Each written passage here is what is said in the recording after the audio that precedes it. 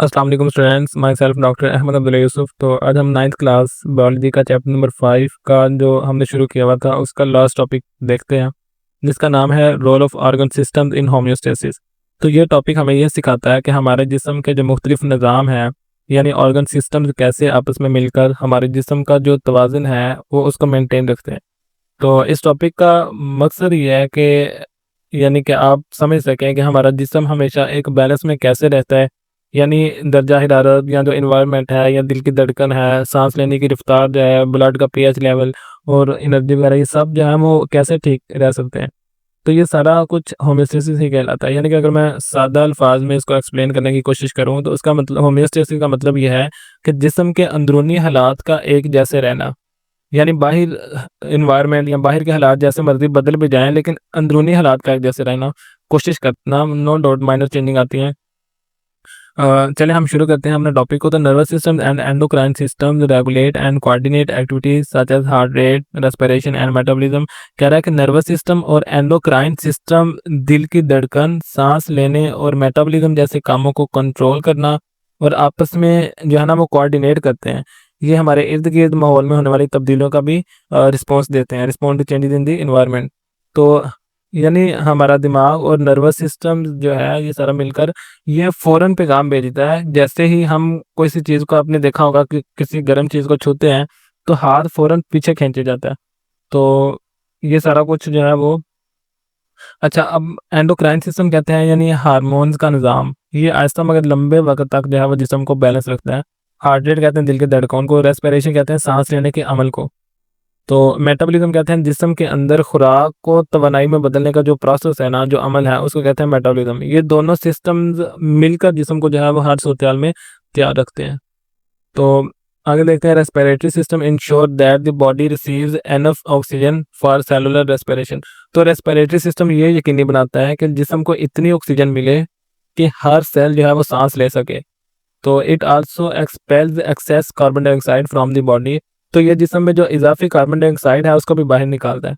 तो respiratory systems यानी फेफड़े वगैरह जो है वो सांस लेने का निज़ाम कह लें आप। और सेलुलर रेस्पिरेशन कहते हैं कि हर सेल के अंदर एनर्जी बनाने का एक अमल। यानी जब हम सांस लेते हैं तो ऑक्सीजन अंदर जाती है ताकि सेल एनर्जी बना सकें, और कार्बन डाइऑक्साइड जो है वो फालतू गैस है वो बाहर आ जाती है। तो cardiovascular system plays role in the regulating body temperature and pH level. कह रहा है कि कार्डियोवैस्कुलर सिस्टम जिस्म के दर्जा हरारत जो है वो बॉडी टेम्परेचर जो है उसको और पीएच लेवल को कंट्रोल करता है। तो it also ensure that all cells receive the necessary substances from for proper function. तो ये भी यकीनी बनाता है कि हर सेल को ज़रूरी एनर्जी जो है या ज़रूरी ग़िज़ा, अज्जा सारा कुछ और ऑक्सीजन वगैरह मिले। तो कार्डियोवैस्कुलर सिस्टम दिल और खून की नालियों का सारा का सिस्टम है।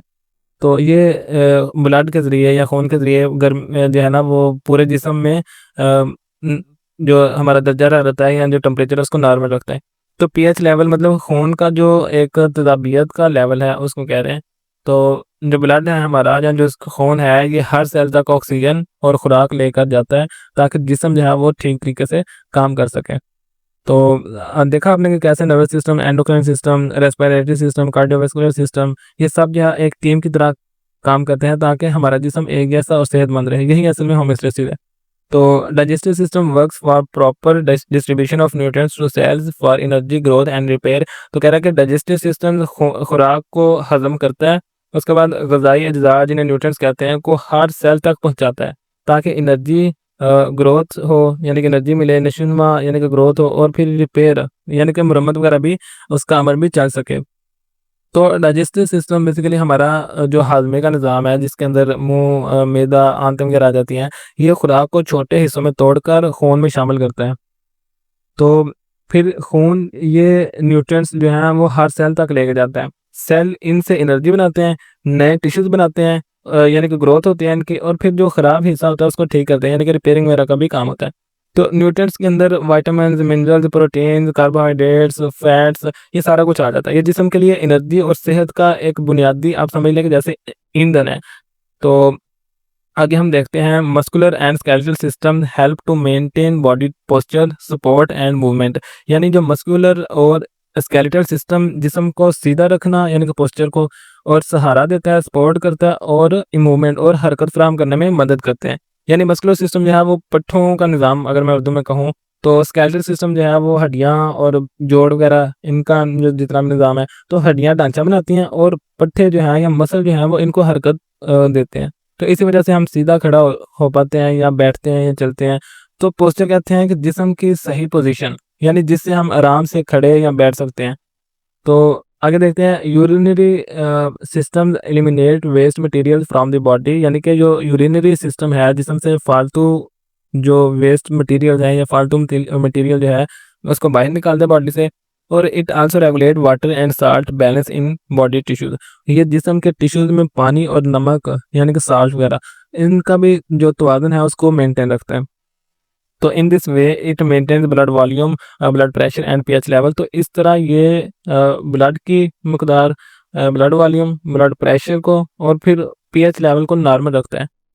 तो यूरिनरी सिस्टम के अंदर आ जाते हैं गुर्दे, आ जाते हैं किडनीज, ठीक है, ब्लैडर वगैरह जो मसाना है वो आ जाता है। तो ये ब्लड को फिल्टर करता है, यानी जो फालतू पानी और साल्ट वगैरह है, वो पेशाब के जरिए बाहर निकालता है।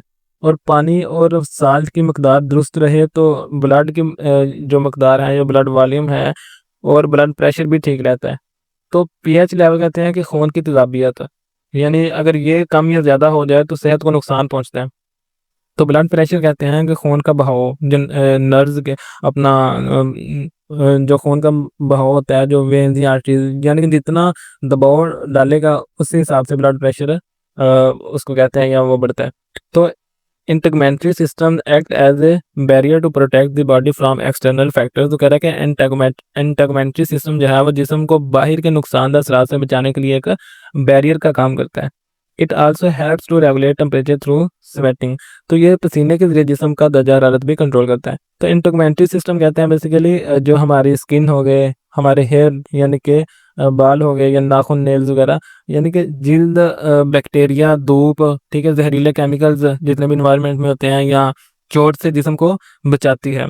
यानी गर्मी में पसीना आकर जिस्म ठंडा रहता है। तो स्वेटिंग कहते हैं कि पसीने के जरिए जिस्म के अंदर की गर्मी को जो है वो बाहर लाना। जब स्वेटिंग होती है ना तो वो जिस्म ठंडा होता है।